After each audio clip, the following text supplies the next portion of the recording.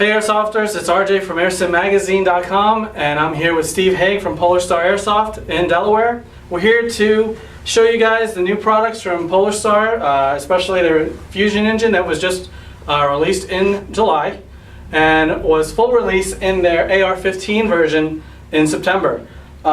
We were here graciously by Steve and company to do a full online top to bottom review and to walk through their manufacturing process.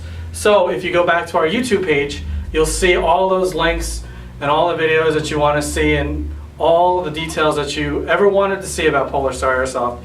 But right now I wanted to talk to Steve, who is the head owner of PolarStar.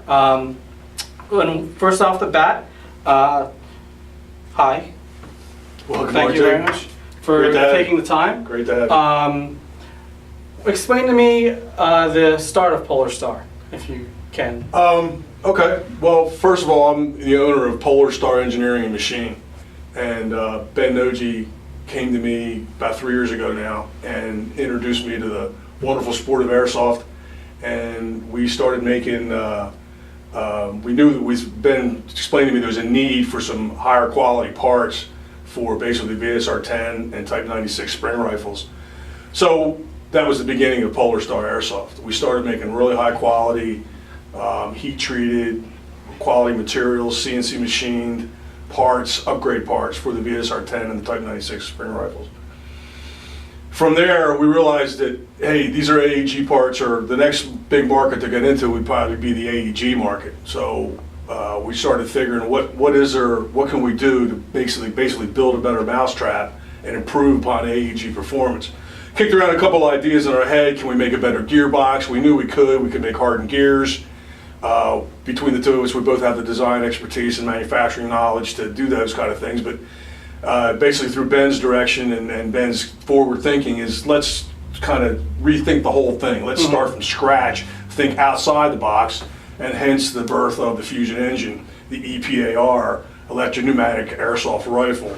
And I'm sure Ben will tell you that we basically simplify the AEG design rather than take all these different gears and moving parts and transfer that energy and all those motions to getting the BB down the barrel. Why don't we just use compressed air? And we only have one energy transformation that goes from compressed air to expanded air. That's the only energy transformation we have, and that propels the BB down the rifle. And here it is, a year and a half later, year and 3/4 later, we have the PR-15 rifle and the Fusion engine that goes in the PR-15 rifle.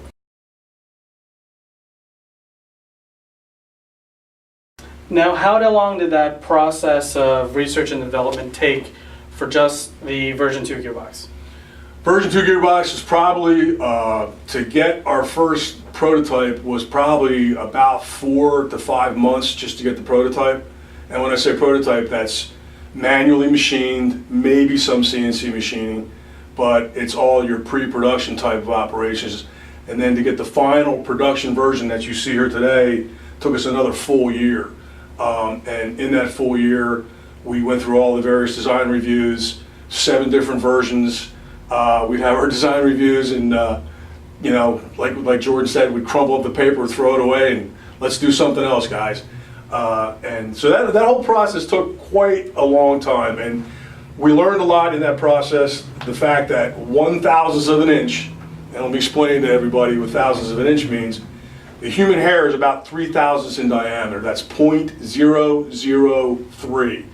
We hold our tolerances down actually to 0.0005, which is 5/10,000ths, or in the business we say a 1/2,000th.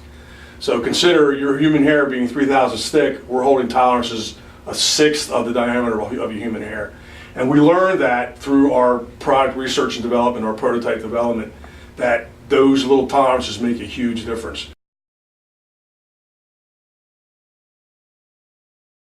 Now, speaking of the tolerances, were there some tests that were just catastrophic failures?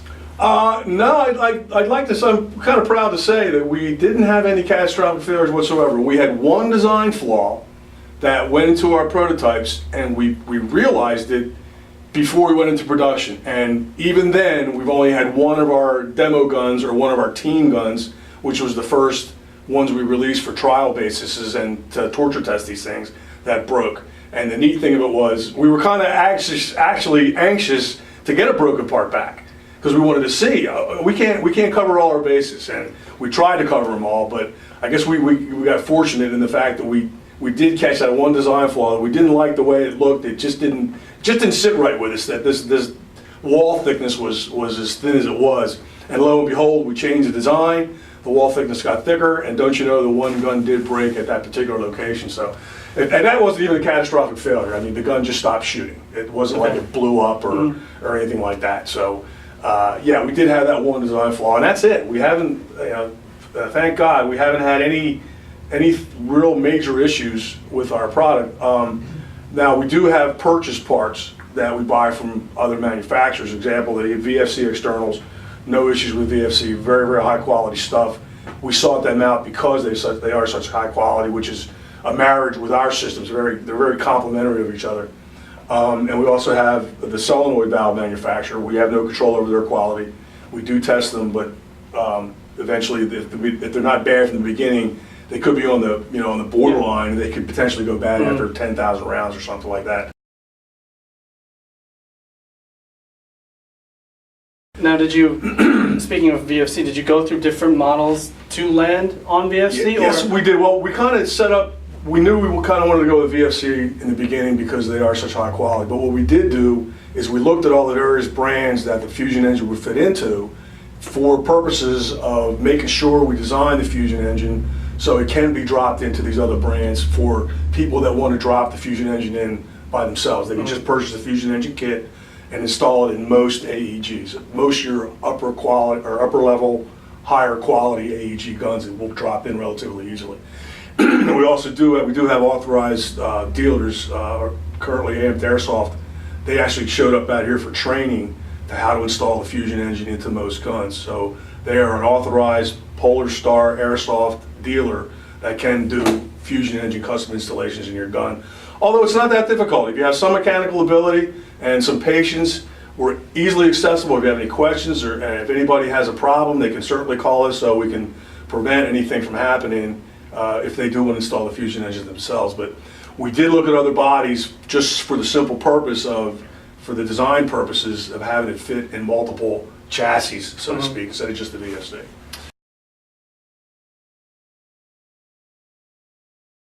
Now, speaking of the future of PolarStar, where do you see yourselves next year? Good question. We have a couple of two major product launches for 2012. First one, I think everybody's going to be glad to hear this, is we're going to introduce the version 3 Fusion engine. Yep. We've got a prototype right here. This is our first prototype of the version 3. Again, this is just raw machined. All this is done by hand. It's not, none of this is CNC machined except for the upper cylinder, of course. The beauty of our system is this upper cylinder can be used across multiple platforms. So we simply have the Fusion 2 basic upper cylinder on a version 3 platform, version 3 chassis. So this is our first prototype. We're a little bit behind production right now, a little bit behind schedule, because we're working feverishly to get the PR-15s and Fusion engines out the door. We've got some supplier issues we have to work through, which is new for it, which is common for a startup. We're going to have these production issues, and we're working our way through them. And our dealers are working with, our suppliers are working with us. But we're looking to release this thing full production, hopefully. The goal is the first quarter of next year or the beginning of the second quarter of next year. Then later on in the year, we have another system coming out that I really can't quite talk about yet for confidentiality purposes and patent purposes. But so stay tuned, viewers. So stay tuned, yeah. Believe me, we have something coming out towards the end of the year that I think is really going to make a hit, and really maybe it should be just as big of an impact to the airsoft community as the PR-15 and the Fusion engine is right now. Awesome. And so that's the two major launches we have scheduled for next year. Thank you, Steve, for having us here in your warehouse and showing us your manufacturing process of the PR-15 and the Fusion engine, and giving us a great preview of the version 3 gearbox. And as you can see here, you do have the 249 version, which I'd like to also mention that all these parts here are fabricated and manufactured here in the warehouse in the USA. Even the fire control unit is outsourced to a local company here in the United States, and the new introduction of their LiPo system, which also does replace the 9-volt battery, I'm assuming, that if most of you do not know, that a 9-volt battery, a small 9-volt battery, shoots over 20,000 shots per one 9-volt battery, and that's huge. And with the 25C 250 mAh LiPo, how much does this shoot now? Probably closer to, I'd say 30,000 rounds. You get 30,000 rounds out of that battery, and it is rechargeable. It does have the adapter for the recharging in the LiPo system. Awesome. And if you want one, they are feverishly working hard to fulfill all the demand that they've had for this particular product. Again, it is all in-house, which is amazing. And if you want one, you can contact them directly, or you can go to your local airsoft retailer. If they don't have one, tell them to contact PolarStar to get some in. Again, thank you so much for this time. You're welcome, Noji. We will see you. Thank you. My pleasure, sir. Thank you. Thank you very much.